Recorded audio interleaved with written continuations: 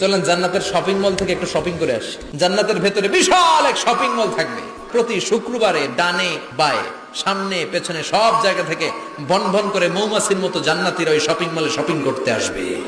ইচ্ছে মতো দেদারসে পোশাক কিনবে, ইচ্ছে মতো শপিং করবে, টাকা দেয়া লাগবে না, ক্রেডিট কার্ড লাগবে না। সুবহানাল্লাহ পড়েন।